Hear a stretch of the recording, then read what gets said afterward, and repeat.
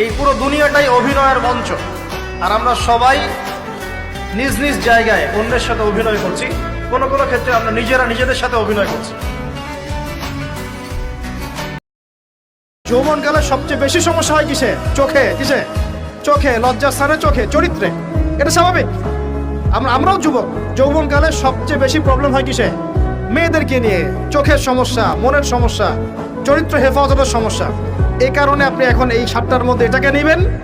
সেই ব্যক্তি আরশের ছায়া ছায়া পাবে যাকে কোনো মেয়ে ডেকেছে জেনার জন্য, সে বলেছে আমি আল্লাহকে কি করি? ভয় করি। তার মানে আগে ইবাদত ঠিক করবেন, তারপরে যৌবনকাল আল্লাহর পথে ইবাদত করে কাটাবেন। আর এই যৌবনে সবচেয়ে বেশি কেয়ারফুল থাকবেন চরিত্র হেফাজতের ব্যাপারে। তুমি একজন মুসলিম ঘরের মেয়ে, তোমার ইজ্জতের দাম নাই, তোমার সম্মানের দাম নাই, তোমার ইজ্জত আবরুর দাম নাই। তুমি কেমন করে নগ্ন হয়ে বাইরে ঘুরতে পারো? তুমি কেমন করে একটা অমুসলিম ছেলের সাথে প্রেমের সম্পর্ক করতে পারো? কিভাবে তুমি একটা অমুসলিম ছেলের সাথে বেড়ে যাইতে পারো? তার সামনে তোমার পায়জামা কেমন করে খুলতে পারো তুমি? আমার ল্যাঙ্গুয়েজ আপনি রাগ করেন না। আমি খুবই ফেড আপ এদের উপরে। একটা মেয়ে একটা মুসলিম ছেলের কাছেই তো যাইতে পারবে না অবৈধভাবে। যাইতে হইলে তোমার শর্ত 3টা। বিয়ে করতে হবে, বালেগ হইতে হবে, সাক্ষী থাকতে হবে, মোহর দিতে হবে, তারপর যাইতে পারবো তুমি। ভালোবাসা অনেক গুরুত্বপূর্ণ বিষয়, ঠিক আছে, কিন্তু ভালোবাসা শুধুমাত্র একমাত্র গুরুত্বপূর্ণ বিষয় নয়।